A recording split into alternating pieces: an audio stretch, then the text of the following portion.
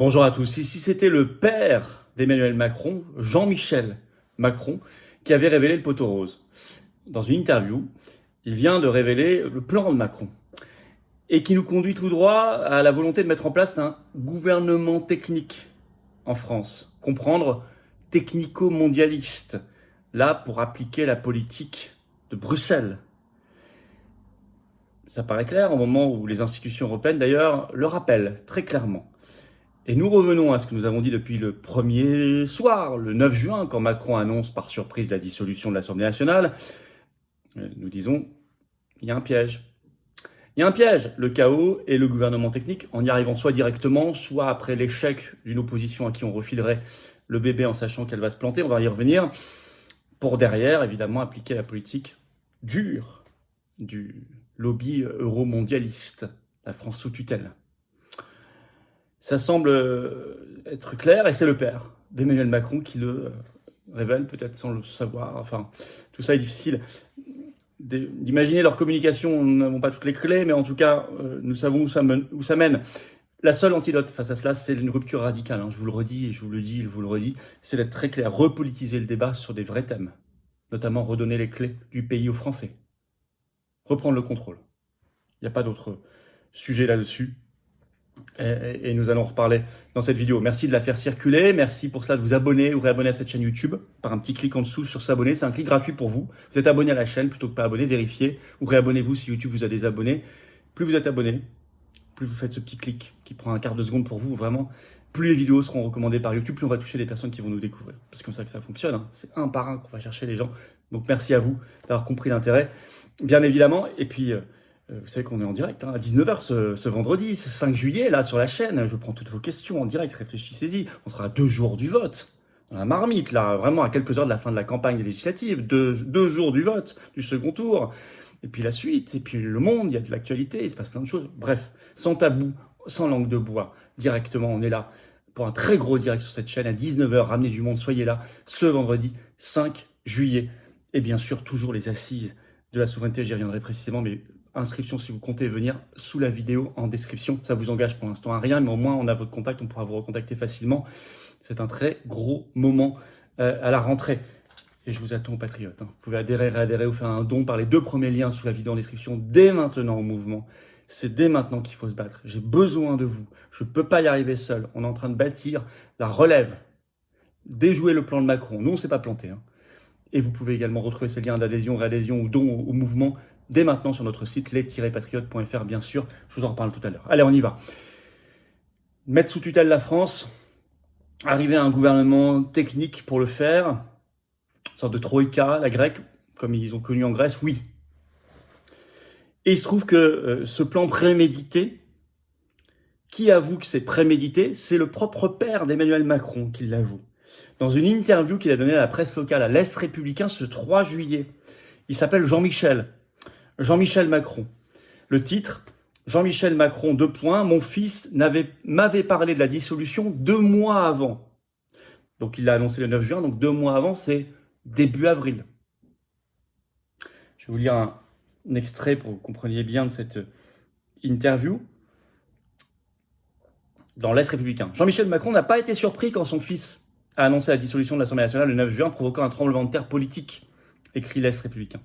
Sa décision de dissoudre n'est pas venue du résultat des élections européennes. Il m'en avait déjà parlé 2 mois plus tôt. Il estimait en effet que l'Assemblée nationale était devenue ingouvernable, confie le père du président de la République dans un entretien exclusif qu'il nous a accordé mardi à Amiens dans la Somme à notre initiative. Alors, voilà. Je trouve ça un peu bizarre. Je vais revenir sur le fond, mais d'abord, c'est l'Est républicain. L'Est républicain, vous voyez, ça diffuse, par exemple à Nancy, certains coins de Lorraine, bon, comme son nom l'indique. Et c'est eux qui ont en exclusivité un entretien pour la Somme. Normalement, c'est plutôt le Courrier Picard là-bas, si vous voulez. Donc c'est un peu bizarre déjà. Enfin, franchement. Alors l'Est républicain, c'est le groupe EBRA. Le groupe EBRA, c'est tout l'Est de la France, groupe de presse qui est possédé par des banques. Et l'Est républicain précise bien à notre initiative cet entretien. Donc c'est un entretien de commande. C'est un entretien de commande. Et on imagine mal le père de Macron dire, sans son autorisation, non, ça n'a rien à voir en fait avec les européennes, alors que Macron a dit que c'était lié aux européennes. Il ne prendrait pas la liberté de dire cela. de contredire son fils. Donc ça ressemble vraiment à un ballon d'essai, un plan com. Alors, vous avez vu, donc, c'est prémédité, ça n'a rien à voir avec le résultat des européennes. Et 2, il confirme le piège pour le RN, dont nous, on parlait dès le 9 juin au soir. Deuxième extrait que je vous lis. Ça, c'est le père Macron qui parle directement. Maintenant, si les Français le veulent, ils en feront l'expérience. Ils verront le résultat. Il vaut mieux que la France en fasse l'expérience pendant 2 ans plutôt que pendant 5 ans. Il parle du RN. Si le RN montre en 2 ans qu'il est parfaitement incapable de gouverner, on peut espérer qu'il n'ira pas plus loin. C'est un peu ce que mon fils m'avait dit 2 mois avant les élections européennes, raconte le père d'Emmanuel Macron. Donc là, on voit que la vraie motivation n'est pas du tout liée au score des européennes. Et d'ailleurs, si Macron avait voulu faire un score moins catastrophique aux européennes, je suis désolé, mais il n'aurait pas investi Valérie Ayé, qui est quand même pas brillantissime, on l'a vu. Ils n'ont pas maximisé leur chance d'augmenter leur score. Non, le but, clairement, c'est de prendre tout le monde de court, c'est de créer le chaos, l'ingouvernabilité, pour ensuite imposer, soit directement, soit indirectement, j'y reviens dans un instant, un gouvernement technique bruxellois, par rapport à la situation de la dette, la situation financière et la guerre, pour gérer le chaos, pour imposer des mesures terribles. Et on arrive aujourd'hui aux 3 scénarios qui restent. Alors je vous l'ai dit, redit, et c'est confirmé par cette campagne, depuis le soir du premier tour, on sait qu'il y a 2 impossibilités vu les scores. Il ne peut pas y avoir de majorité absolue macroniste, c'est fini. Et il ne peut pas y avoir de majorité absolue Nouveau Front Populaire, c'est fini. Donc Attal durablement Premier ministre ou Mélenchon Premier ministre, ça n'est pas possible. Ça, ce sont devenus 2 impossibilités vu les scores du premier tour. Qu'est-ce qui reste? 3 possibilités. Vous allez voir que les 3 peuvent mener à un gouvernement technique. 1, une majorité absolue RN. Ça reste possible. Mais Macron, on l'a dit tout de suite, vu le nouveau programme du RN qui a renoncé à tout, et notamment à sortir de l'Union européenne, à sortir de Schengen, à sortir du marché européen d'électricité, à sortir de l'euro, etc., Macron sait qu'il va se planter. En plus, il y a une sorte d'impréparation qui quand même sointe dans cette campagne d'entre-deux tours. Il y a beaucoup de candidats qui font ressortir des trucs bizarres sur leurs réseaux sociaux, voire très problématiques, ce qui prouve que ça n'a pas été sérieusement préparé. Alors que le mouvement réclamait une dissolution depuis des mois, donc il aurait pu s'y préparer. Donc, problème d'impréparation plus le mur de Bruxelles qui va se prendre, Macron le sait tout ça. Donc il sait qu'il ira vers une dissolution très vite suite au naufrage, et donc il pourra imposer ensuite son gouvernement technique. Donc ça, c'est indirectement. Ensuite, il peut y avoir une autre manière indirecte d'imposer ce gouvernement technique, c'est de passer d'abord par la case tambouille. C'est ce qu'on voit en ce moment. Toutes ces discussions de coin de table pour faire un gouvernement PS, Vert, macroniste, LR. Ce serait un peu tout le monde sauf LFI et le RN. Ça tiendrait qu'un cas, le temps que ça tiendrait, mais on sait bien que ça ne tiendrait pas très longtemps. Et ensuite, boum, dissolution gouvernement technique. Ou alors directement gouvernement technique. Et puis, ou alors, là, il y a aussi la possibilité, là, dès après le second tour, si c'est totalement éclaté, d'aller directement vers le gouvernement technique. Et vous allez voir que la presse en parle curieusement de plus en plus. Comme des ballons d'essai qui sont lancés. C'est très en vogue ces dernières heures, le gouvernement technique. Comme si on préparait l'opinion publique. Ce serait un gouvernement de troïka, de mise sous tutelle technico-mondialiste en fait. Il ne faut pas dire technique, il faudrait dire technico-mondialiste de la France. Vous avez en effet une multiplication de prises de parole, d'articles de presse sur le sujet depuis 48 heures. Par exemple, mais ce n'est pas exhaustif, je vais en citer quelques-uns.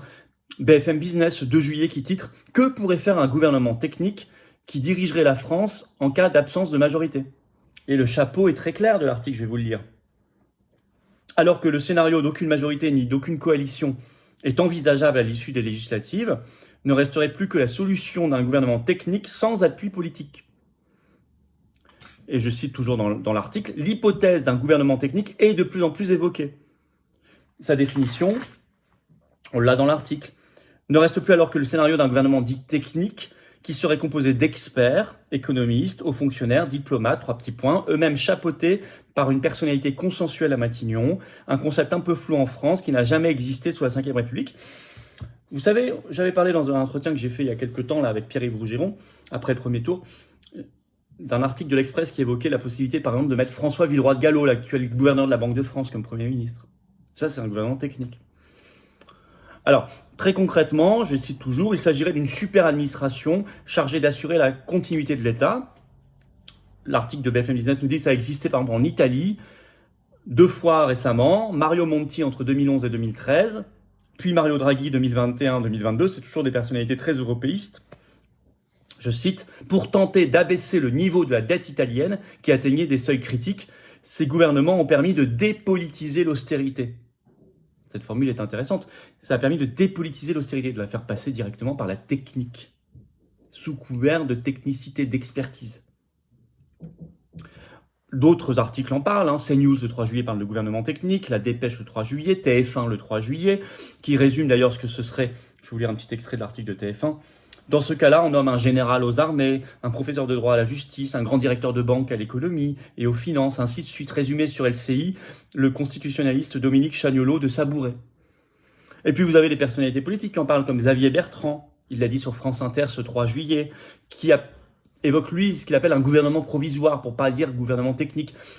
Alors c'est plus chic et plus vicieux de dire gouvernement provisoire, parce que ça fait référence historiquement au gouvernement GPRF, gouvernement provisoire de la République française, créé en juin 1944 autour du général de Gaulle, à la Libération. Alors c'est une belle référence historique, sauf que c'est trompeur. Là, ce ne serait pas un gouvernement style Libération autour du général de Gaulle, ce serait un gouvernement de mise sous tutelle autour d'un grand banquier mondialiste. Ça n'a rien à voir, c'est l'inverse. Mais Bertrand, pour faire passer la pilule, appelle ça gouvernement provisoire. Ça passe mieux que gouvernement technique. Il faudra se méfier des termes qu'ils utiliseront d'ailleurs. Peut-être qu'ils diront gouvernement d'union nationale, gouvernement... Bon. De toute façon, c'est la politique de Bruxelles qui s'appliquerait. Et d'ailleurs, Bruxelles le rappelle clairement ces derniers jours. Vous avez un article d'Euractiv le 3 juillet. Le titre « La présidente de la Banque Centrale Européenne, Christine Lagarde, attire l'attention sur le respect des règles budgétaires de l'Union Européenne. » Le message est clair. Je vous le résume, je vous le lis. Je cite. Les États membres de l'euro devront, dans le cadre budgétaire européen, examiner les changements structurels qu'ils doivent continuer à faire. Comprendre nouvelle réforme des retraites, de l'assurance chômage, privatisation de services publics, fiscalité verte, etc. N'oubliez pas aussi que fin juin, la Commission de Bruxelles a ouvert une procédure pour déficit public excessif contre la France. On en avait parlé. Donc face à cela, écoutez, il n'y a pas 36 000 antidotes, il faut imposer une rupture radicale et totale. Parce que si vous acceptez comme ça la domination de Bruxelles, vous irez au bout du bout, directement ou indirectement, je vous l'ai montré, un gouvernement technique. Non, il faut repolitiser au bon sens du terme le débat autour des vrais sujets de fond qui engagent l'avenir de la France et des Français. Et c'est sur ça que devra se faire la campagne de la dissolution de 2025. Il y aura très probablement une dissolution de l'Assemblée en 2025, entre juin et décembre 2025. Il faudra qu'elle se fasse sur la sortie de l'Union européenne, de l'euro, de l'OMS, de Davos, de Schengen, de l'OTAN. Tous les sujets qui ont bénéficié d'ailleurs aujourd'hui au parti Reform UK de Farage, qui a été élu là aujourd'hui même, enfin ce 4 juillet au Royaume-Uni, qui est allé clairement sur ces sujets-là. C'est comme ça qu'il a explosé. Et ça, vous voyez qu'on est très loin du piège du gouvernement technique, parce que plus vous rentrez dans les éléments de langage du système, plus à la fin, on vous mène, opposition ou pas, vers le gouvernement technique. Si vous imposez une rupture radicale avec ce système, on ne peut pas vous la faire. Et on se prépare à ça. Merci de partager la vidéo. Pour ça, vous abonnez à cette chaîne YouTube en cliquant sur le petit bouton s'abonner en dessous. Là. Un petit clic gratuit pour vous. Vous êtes abonné à la chaîne. Les vidéos circulent mieux automatiquement grâce aux algorithmes de YouTube si vous êtes abonné à la chaîne. Je vous en remercie énormément. Et puis vous savez qu'on parle de tout ça, le Bloc souverainiste rassemblé, faire les universités d'éducation populaire partout en France. Je vais commencer par des thèmes ici et là, vous ouvrir des cahiers pour que vous participiez, vous enrichissiez le projet. On le précise ensemble, on le détaille. Les assises de la souveraineté en septembre, avec déjà des personnalités qui ont dit oui pour venir. J'ai invité tous les mouvements politiques et puis on a déjà Pierre-Yves Rougeron, on a déjà Tom Benoît qui m'a dit oui. Enfin plein de monde ça va être extraordinaire. Le général Blanchon. Tout ça, ça se construit, la relève se construit. Mais ça va venir très vite, c'est une question de jours, de semaines et de mois. C'est pas dans des années. Il faut venir aux Patriotes. Adhérez dès maintenant. On en reparle à 19h pour le direct ce vendredi 5 juillet au soir. Soyez là pour notre grand direct. Posez toutes vos questions, réfléchissez-y. Je serai là avec vous. Soyez à 19h au rendez-vous, mais venez aux Patriotes. Adhérez, réadhérez. Faites un don au mouvement pour nous aider à financer ces assises et toutes ces universités d'éducation populaire et tout le reste, les affiches, les tracts et rembourser les européennes. Faites un don. On n'a pas d'aide publique, on n'a pas un centime, on n'a pas d'aide des banques, on n'a rien. On a tout le système contre nous, c'est normal, on est une vraie opposition, une vraie alternative. Mais vous pouvez adhérer, réadhérer, rencontrer des gens qui pensent comme vous, rejoindre une grande famille de pensée, de conviction, de cœur, le plus grand mouvement souverainiste de France, défendre des belles valeurs pour nous, pour vos enfants, pour vos petits-enfants, pensez à vous, pensez à vos enfants. Venez aux Patriotes, préparez l'avenir avec moi, on a un vrai projet, concret, on a des étapes, on sait où on va. C'est maintenant que j'ai besoin de vous, dès maintenant, aujourd'hui même, pas demain. Adhérer, réadhérer pour le faire, c'est le premier lien sous la vidéo en description. Ce lien est également commenté, épinglé, une petite fiche sur l'écran maintenant et dans quelques secondes, un lien sur l'écran. Faire un don mouvement, c'est le deuxième lien sous la vidéo en description. Tout ça, ces liens sont sur les-patriotes.fr, bien sûr, tout le temps. Et c'est défiscalisé aux 2/3 pour vous, ça fait baisser vos impôts. Concrètement, massivement, ça fait baisser vos impôts que d'adhérer, réadhérer, donner. Donc vous évitez de donner ça au fisc qui en fera n'importe quoi. Bravo aux donateurs, aux réadhérents, bienvenue aux nouveaux adhérents patriotes. Vive la France!